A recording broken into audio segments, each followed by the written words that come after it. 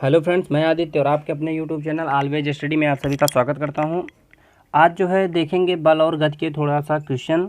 अभी तक थ्योरी 2 या 3 पार्ट में हुए हैं, तो इसके आगे जो है क्वेश्चन आंसर देखेंगे क्या क्या क्वेश्चन बन रहे हैं। उससे पहले अगर आप चैनल पर नए हैं तो चैनल को सब्सक्राइब जरूर कर लिया करिए, लाइक कर दिया करिए, वीडियो को कमेंट करके बताइए कि वीडियो कैसा लग रहा है और दोस्तों के साथ शेयर करना नहीं भूला करिए। ठीक, चलिए शुरू करते हैं। हम लोग अपने पहले क्वेश्चन की तरफ बढ़ते हैं। उससे पहले एक चीज़ और कहना चाहते हैं, अगर आप नोट्स नहीं बना रहे हैं, नोट्स बना के ही आप कहीं से भी पढ़ाई करिए, नोट्स बिना बनाए पढ़ाई मत कीजिए। ठीक है, चलिए शुरू करते हैं। हम लोग अपने पहले क्वेश्चन की तरफ चलते हैं। पहला क्वेश्चन देखते हैं, किसी वस्तु की स्वाभाविक अवस्था क्या है? किसी वस्तु की स्वाभाविक अवस्था क्या है? तो वस्तु की विराम अवस्था, वो वस्तु की विराम अवस्था है। ठीक है, स्वाभाविक अवस्था जो है वस्तु की विराम अवस्था है। ठीक, चलिए जो है अपने दूसरे क्वेश्चन की तरफ हम लोग बढ़ते हैं। वस्तुओं के गति के बारे में पूर्णतः भिन्न संकल्पना किन वैज्ञानिकों ने दी थी?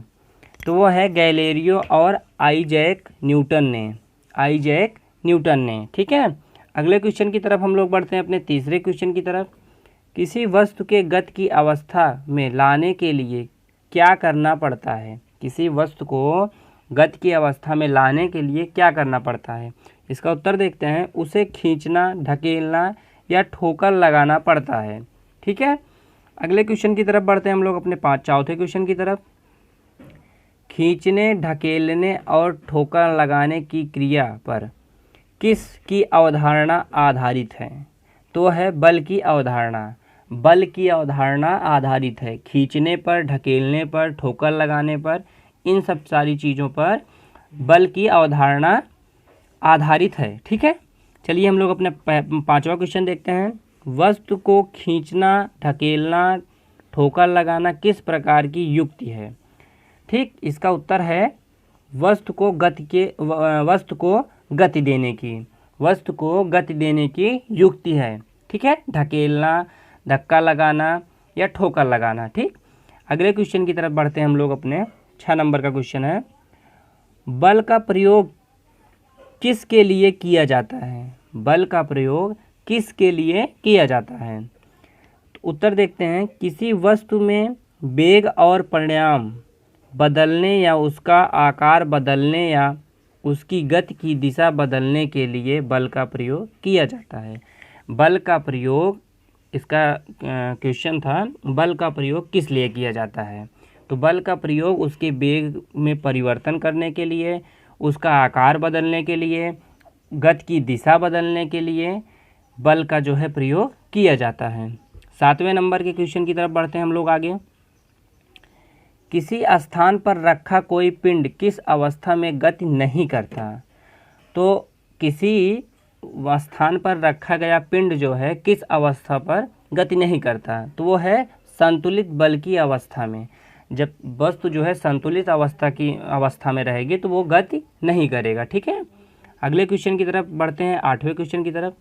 किसी रखे हुए पिंड को खिसकाने का कार्य कौन करता है? किसी रखे हुए पिंड को खिसकाने का कार्य कौन करता है? तो वो है असंतुलित बल। जब असंतुलित बल रहेगा तभी जो है आपका जो सामान रहेगा, जो पिंड रहेगा, वो तभी जो है लुढ़केगा, खिसकेगा। ठीक है, अपने स्थान से। ठीक, अगले क्वेश्चन की तरफ हम लोग बढ़ते हैं, 9वें क्वेश्चन की तरफ। वस्तु को खिसकाने के लिए लगाए गए बल की किस दिशा में घूर्णन बल कार्य करता है?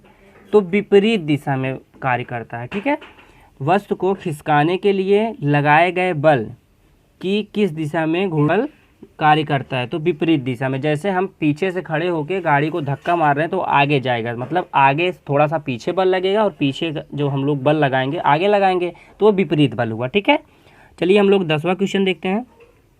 घर्षण बल कहाँ उत्पन्न होता है? तो घर्षण बल दो सतह के बीच उत्पन्न होता है। जैसे साइकिल के चलना सड़कों पर, वहाँ भी घर्षण बल लगता है। ट्रेन के पहिया जो चलता है वहाँ भी घर्षण बल लगता है। या फिर जब देखे होंगे कि जो कुएं से पानी के लिए जो घूर्णन लगाया जाता है जिससे पानी सरलता से कुएं से खींचा जाए, वहाँ भी घर्षण बल लगता है दो सतह के बीच। जैसे रस्सी और घूर्णन का जो चक्का बना रहता है बीच का भाग, उसमें। ठीक, चलिए हम लोग अपने 10वें क्वेश्चन की तरफ बढ़ते हैं। किसी वस्तु को किस अवस्था में ढकेला जा सकता है? तो वो है घर्षण बल से अधिक बल लगाकर, घर्षण बल से अधिक बल लगाकर किसी जो है वस्तु को ढकेला जा सकता है। ठीक है, अगला क्वेश्चन देखते हैं। आनत तल पर कांच की गोली के वेग पर क्या प्रभाव पड़ता है? तो वेग, तो वेट जाता है। ठीक, वेट जो है उसको जाता है। ठीक, आगे जब बढ़ते हैं हम लोग जो है 13 नंबर का क्वेश्चन देखते हैं। कोई वस्तु ऊपर से नीचे क्यों गिरती है? तो इसका उत्तर है असंतुलित गुरुत्वीय बल के आने से। ठीक है, किसी असंतुलित गुरुत्वीय बल के आने से, ठीक है, वो नीचे गिरती है। 14 नंबर का क्वेश्चन देखते हैं। किसी वस्तु की दिशा बदलने के लिए कैसे बल की आवश्यकता होती है? तो असंतुलित बल की आवश्यकता होती है। किसी वस्तु की जब दिशा बदलनी होती है तो उसके लिए असंतुलित बल का होना जरूरी है। ठीक है, चलिए हम लोग अपने 15 नंबर के क्वेश्चन की ओर बढ़ते हैं। कोई वस्तु कुछ दूर लुढ़काने के बाद क्यों रुक जाती है? तो घर्षण बल के कारण रुक जाती है। जैसे किसी चीज़ को हम लोग सड़क पर या फिर कहीं पे लुढ़काते हैं, या फिर बॉल देख लीजिए, बॉल को लुढ़काते हैं तो कुछ दूर जाने के बाद अपने आप रुक जाती है। तो वो रुकती क्यों है? घर्षण बल के कारण रुकती है। ठीक है, 16 नंबर का क्वेश्चन देखते हैं। घर्षण बल किस प्रकार घटाया जा सकता है? तो घर्षण बल जो है किस प्रकार घटाया जा सकता है उसको देखते हैं। इसका उत्तर है समतल सतह पर लुब्रिकेट के लेप से घटाया जा सकता है। ठीक, चलिए 17 नंबर का क्वेश्चन अपना देखते हैं। गति के 3 नियम किसने दिए थे? तो गति के 3 नियम जो है न्यूटन ने दिए थे। ये तो बहुत नॉर्मल क्वेश्चन है, लगभग 6-7 से ही हम लोग पढ़ते चले आ रहे हैं। तो गति के 3 नियम किसने दिए थे? तो न्यूटन ने दिए थे। ठीक है, न्यूटन, अगला क्वेश्चन देखते हैं। न्यूटन ने बल और गति संबंधी किसके विचारों को आगे बढ़ाया था? तो गैलीलियो के विचारों को आगे उन्होंने बढ़ाया था। ठीक, न्यूटन ने बल और गति संबंधी जो है विचारों को, गैलीलियो के विचारों को बढ़ाया था आगे। ठीक है, आगे बढ़ते हैं। 19 नंबर का क्वेश्चन देखते हैं। न्यूटन की गति का पहला नियम क्या है? न्यूटन के गति का पहला नियम क्या है?